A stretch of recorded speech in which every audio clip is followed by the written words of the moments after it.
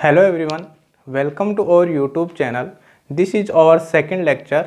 First lecture में हमने resistive और इंडक्टिव लोड के बारे में पढ़ा था। आज हम डिस्कस करेंगे कैपेसिटिव लोड क्या होता है। ठीक है, तो आज हम बात करने वाले हैं कैपेसिटिव लोड के बारे में।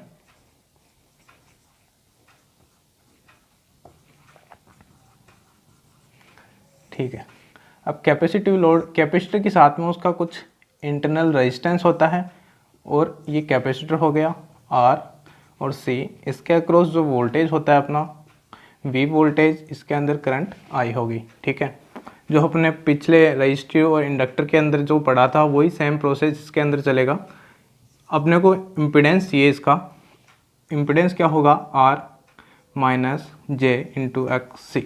ठीक है, अब इम्पिडेंस का मुझे वेक्टर लेना है, तो वेक्टर क्या हो जाएगा इसका मैग्नीट्यूड ऑफ Z, एंगल इसका क्या होगा। अब देखना, रियल पार्ट पॉजिटिव है, इमेजिनरी पार्ट नेगेटिव है। इसका मतलब कौन से क्वाड्रेंट में गया है, फोर्थ क्वाड्रेंट में गया। फोर्थ क्वाड्रेंट में क्या होता है, एंगल माइनस का थीटा होता है।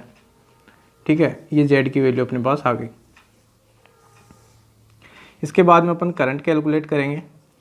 करंट क्या होगी इसके अंदर V अपॉन Z, जहाँ पे वोल्टेज का एंगल 0 डिग्री है और जो इम्पिडेंस है उसकी वैल्यू क्या है Z एंगल माइनस थीटा।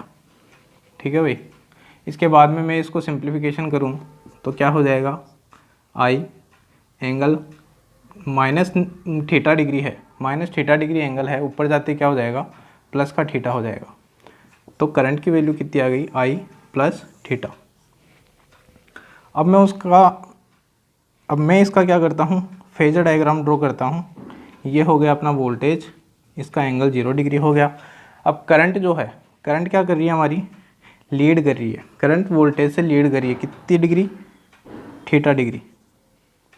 ये लो भाई, प्लस का थीटा डिग्री लीड कर रही है हमारी, ये करंट है। तो मैं क्या कह सकता हूँ यहाँ पे, क्या कह सकता हूँ कि current I lead voltage V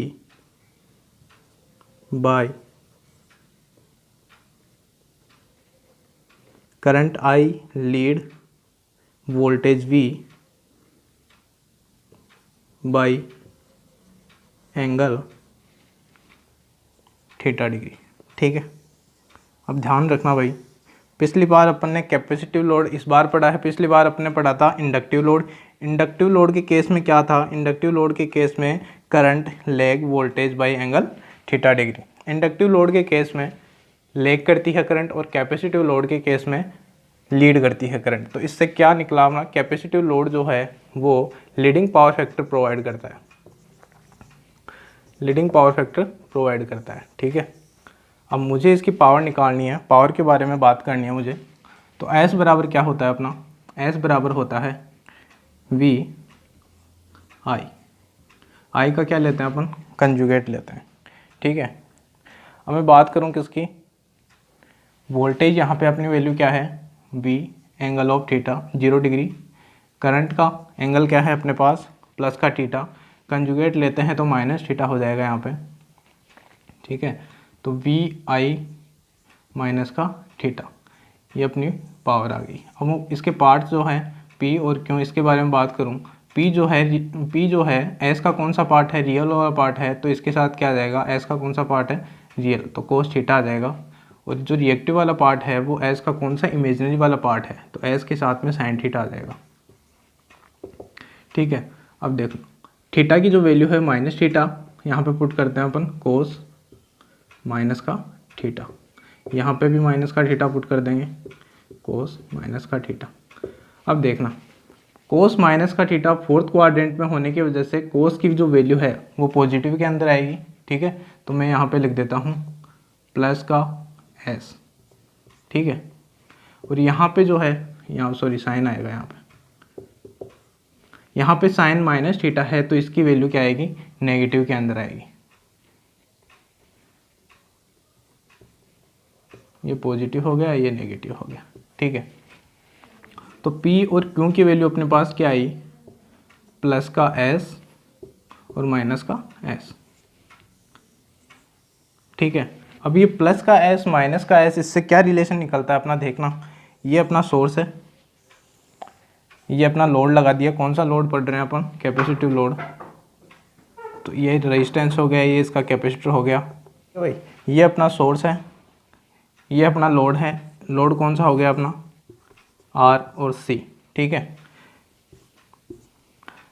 current की डायरेक्शन आई और पावर की जो डायरेक्शन होगी पी प्लस जे क्यू।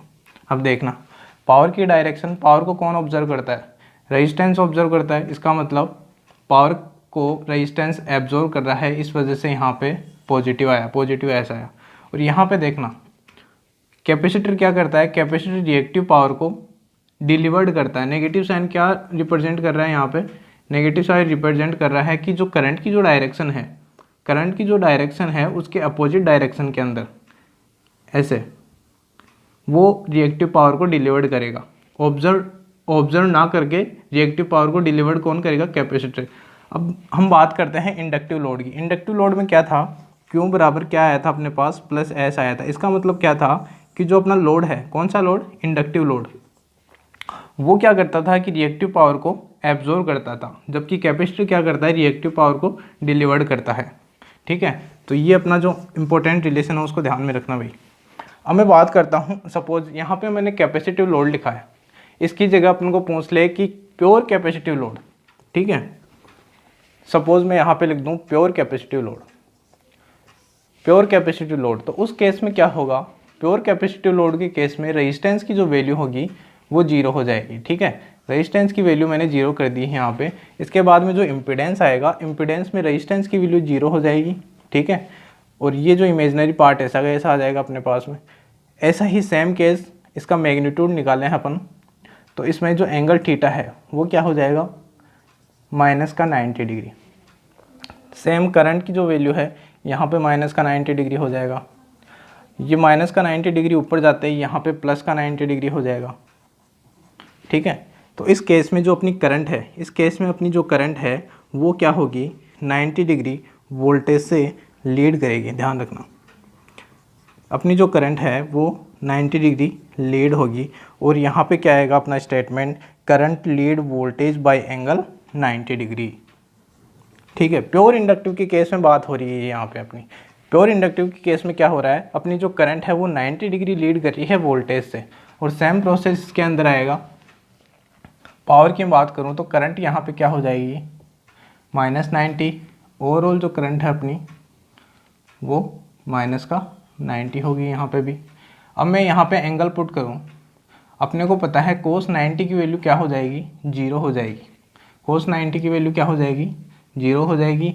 और यहाँ पे जो है साइन 90 की वैल्यू, साइन 90 की वैल्यू 1 होती है। माइनस के अंदर फोर्थ क्वाड्रेंट के अंदर आएगा तो माइनस का एस आएगा, ठीक है। मैं यहाँ पे इसकी वैल्यू जीरो कर दूँ, यहाँ पे इसकी वैल्यू जीरो कर दूँ, और क्यों की वैल्यू माइनस एस हो गई। हाँ देखना भाई, अब ये यहाँ पे P इक्वल्स टू जीरो आया, क्यों इक्वल्स टू माइनस एस आया। इसका मतलब क्या हुआ, प्योर कैपेसिटर के केस में रेजिस्टेंस की वैल्यू जीरो हो गई यहाँ पे, और कैपेसिटर C यहाँ पे आ गया। इसका मतलब क्या हुआ, power P equals to zero, power P equals to zero हो गई। कोई भी रेजिस्टिव पार्ट यहाँ पे नहीं है, इस वजह से पावर P की वैल्यू जीरो हो गई। और कैपेसिटर जो है, कैपेसिटर रिएक्टिव पावर को डिलीवर्ड करता है, ठीक है। इसके बाद में मैं बात करता हूँ तीनों लोड की एक साथ, जो कि मैं एक साथ रिप्रेजेंट करता हूँ तीनों लोड्स को। हमने तीनों लोड पढ़े, रेजिस्टिव लोड, इंडक्टिव लोड और कैपेसिटिव लोड, ठीक है। इन तीनों को अपन एक साथ बात करते हैं, इन तीनों की।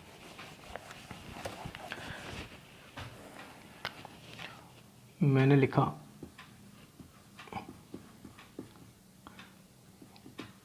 रेजिस्टिव लोड, इंडक्टिव लोड, और थर्ड है अपना कैपेसिटिव लोड, ठीक है। अपन डील किसके साथ हो रही है, P और Q के साथ। और आगे अपना कौन सा आ जाएगा, यहाँ पे पावर फैक्टर, ठीक है। अब मैं बात करूँ कैपेसिटिव लोड की। अपने लास्ट क्लास में पढ़ा था कैपेसिटिव लोड हमेशा P के साथ डील करता है, Q के साथ में इसका कोई डील नहीं करता है।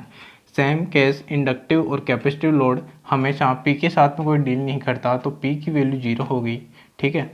अब रजिस्टिव लोड P के साथ में डील करता है तो इसकी वैल्यू क्या आ गई, एस के इक्वल आ गई। और इंडक्टिव लोड जो होता है वो रिएक्टिव पावर को क्या करता है, एब्जॉर्ब करता है, इस वजह से प्लस एस आ गया।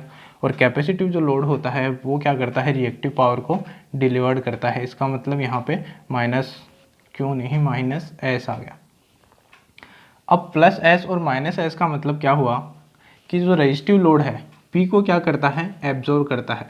इस प्लस का मैं साइन बता देता हूँ, मतलब बता देता हूँ। प्लस का मतलब होता है एब्जॉर्ब करना, ठीक है। और माइनस का मतलब डिलीवर्ड, ठीक है। ये चीज़ ध्यान रखना। यहाँ पे क्या कर रहा है, इंडक्टिव लोड जो होता है रिएक्टिव पावर को क्या कर रहा है, एब्जॉर्ब कर रहा है। प्लस एस का मतलब एब्जॉर्ब करना, और कैपेसिटिव लोड रिएक्टिव पावर को क्या कर रहा है, डिलीवर्ड करता है। अब मैं इसकी पावर फैक्टर की बात करूँ, रजिस्टिव लोड का जो पावर फैक्टर होता है वो यूनिटी पावर फैक्टर देता है, ठीक है। और इंडक्टिव लोड की मैं बात करूँ, इंडक्टिव लोड का पावर फैक्टर जो होता है वो जो होता है लैगिंग पावर फैक्टर होता है। और सेम इसी प्रकार कैपेसिटिव लोड का जो पावर फैक्टर होता है वो क्या होता है, लीडिंग पावर फैक्टर होता है। ये अपन ने तीनों लोड के बारे में पढ़ लिया। अब इससे रिलेटेड जो भी एग्जाम्स में क्वेश्चन आते हैं हम उसके बारे में बात करते हैं, ठीक है। मैं कुछ क्वेश्चन लिख रहा हूँ यहाँ पे, उसके बारे में हम डिस्कस करेंगे।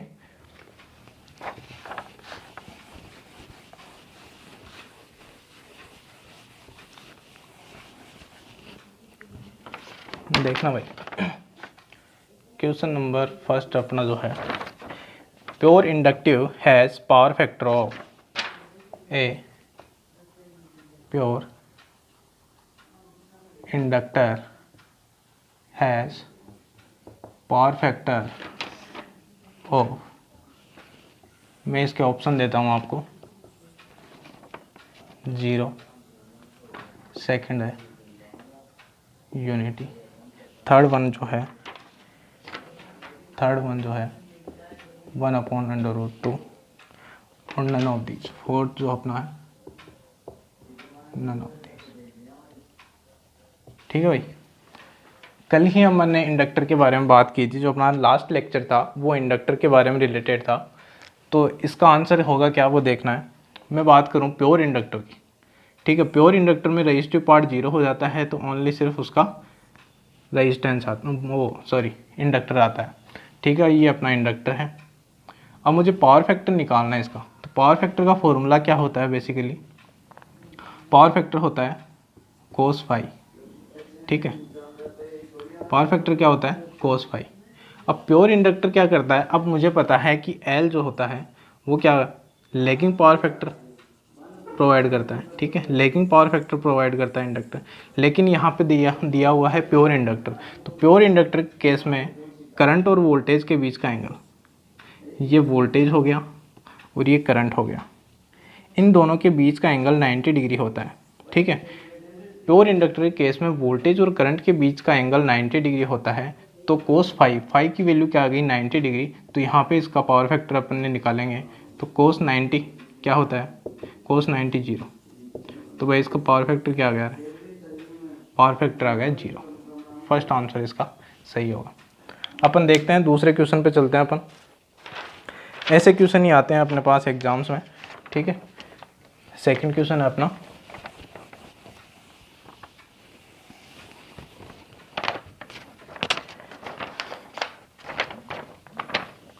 सेकंड क्वेश्चन है अपना, in series RL circuit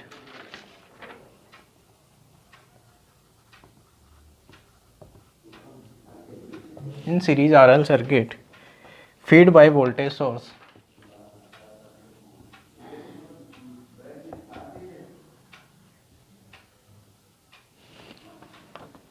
the resistance and reactance value are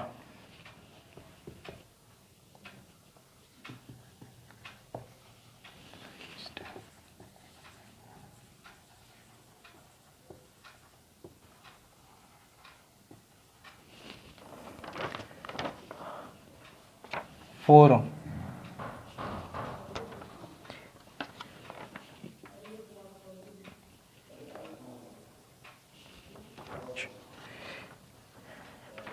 then देखना भाई, ऑप्शन देखना।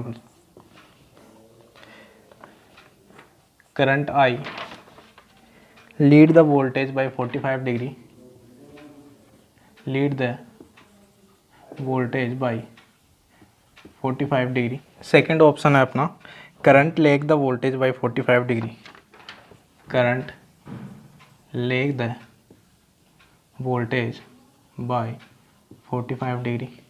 और थर्ड वन ऑप्शन है अपना current lag the voltage by 60 degree, current lag the voltage by 60 degree. और फोर्थ जो है नन ऑफ दीज। ठीक है, तो अपन इस क्वेश्चन का सॉल्यूशन देखने वाले हैं अभी। ठीक है, अब इसमें पूछा क्या है वो देखना भाई। रेजिस्टेंस की वैल्यू दे रखी है, रेजिस्टेंस की वैल्यू दे रखी है और रिएक्टेंस की वैल्यू दे रखी है, दोनों की वैल्यू सेम ही है। ठीक है, और पूछा क्या है, पूछा है करंट वोल्टेज से कितना डिग्री लैग और लीड करता है। ठीक है, अपने को पता होना चाहिए कि यहाँ पे दे रखा है आरएल सर्किट। आरएल सर्किट का मतलब होता है इंडक्टिव लोड। इंडक्टिव लोड है अपने पास, तो इंडक्टर क्या करता है, इंडक्टर का जो पावर फैक्टर अपने पढ़ा था, क्या पढ़ा था, लैगिंग पावर फैक्टर होता है, लैगिंग पावर फैक्टर होता है। इसका मतलब करंट जो होता है, करंट जो होता है वो लैग करता है किससे, वोल्टेज से। ये तो अपन को पता है। तो इसका मतलब ऑप्शन को देखना, करंट लैग, ये ऑप्शन तो गया और ये भी गया, बच्चे दो ऑप्शन। अब इनमें से अपन को देखना है कि एंगल उसका कितना आएगा। मैं बात करता हूँ अब एंगल की। एंगल अपन को निकालने से पहले अपन बात करते हैं, ये रेजिस्टेंस हो गया अपना, रेजिस्टेंस के बाद में इंडक्टर हो गया। ठीक है, ये आर, ये एल। अब मैं इसका इम्पीडेंस कैलकुलेट करूँ, जेड क्या होगा, R plus j into XL. दोनों की वैल्यू क्या दे रखी है मुझे, ये भी 4 ओम है और ये भी क्या है, 4 ओम है। अब इसका एंगल निकालना है मुझे। एंगल कैसे कैलकुलेट करते हैं, एंगल कैसे कैलकुलेट करते हैं, tan theta equal to XL upon R होता है। ठीक है भाई, यही तो होता है, एक्सएल अपॉन आर होता है। तो एक्सएल की वैल्यू है अपने पास 4 और आर की वैल्यू भी है अपने पास 4। तो क्या हो गया, टेन थीटा क्या हो गया, 1 आ गया, टेन थीटा 1 आ गया। अब मुझे थीटा की वैल्यू चाहिए, थीटा की वैल्यू क्या आएगी, टेन इनवर्स 1 आएगा। तो टेन इनवर्स 1 क्या होता है, टेन इनवर्स 1 होता है, थीटा की वैल्यू आ गई 45 डिग्री। ठीक है, थीटा की वैल्यू क्या आएगी, 45 डिग्री। अब मुझे एंगल पूछना, एंगल ही तो निकालना था अपने पास, कि मुझे पता था कि इंडक्टर क्या करता है, लैगिंग पावर फैक्टर नेचर का होता है। तो इंडक्टर करंट लैग करेगी कितनी डिग्री, ये आ गया अपने पास आंसर, 45 डिग्री करंट लैग करेगी किससे, वोल्टेज से। तो answer will be second answer होगा। नेक्स्ट क्वेश्चन पे बात करते हैं अपन। नेक्स्ट क्वेश्चन बहुत ही सिंपल क्वेश्चन है भाई। ठीक है, नेक्स्ट क्वेश्चन है अपना third one, question number 3। If the impedance of a series RC circuit is 10 ohm,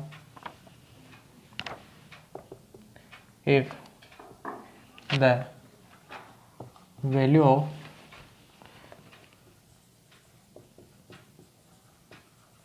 resistance is 5 ohm, then power factor of the circuit. ठीक है भाई, ये अपना क्वेश्चन है, ये अपना क्वेश्चन है। इसमें पूछा क्या है, पूछा क्या है वो देखो। पहले तो पावर फैक्टर पूछा है, पावर फैक्टर पूछा है और दे क्या दे रखा है इसमें क्वेश्चन में, इम्पीडेंस दे रखा है और रेजिस्टेंस की वैल्यू दे रखा है। इम्पीडेंस कितना दे रखा है, 10 ओम दे रखा है। उसके बाद में अपन को क्या दे रखा है, रेजिस्टेंस 5 ओम दे रखा है। और पूछा क्या है, पावर फैक्टर पूछा। अपने को पता है पावर फैक्टर का फॉर्मूला क्या होता है, कोस फाई होता है। कोस फाई इक्वल्स टू क्या होता है, आर अपॉन जेड। आर की वैल्यू दे रखी है, जेड की वैल्यू दे रखी है। तो कोस फाई बराबर हो गया, आर की वैल्यू 5, जेड की वैल्यू 10, कितना हो गया भाई, 1/2 आ गया। अब पावर फैक्टर तो पूछा है, तो पावर फैक्टर कोस फाई कितना आ गया, 0.5। 0.5। ठीक है, तो ये हमारे बेसिक क्वेश्चंस हैं जो कि एग्ज़ाम्स में पूछे जाते हैं। तो thank you for watching this video.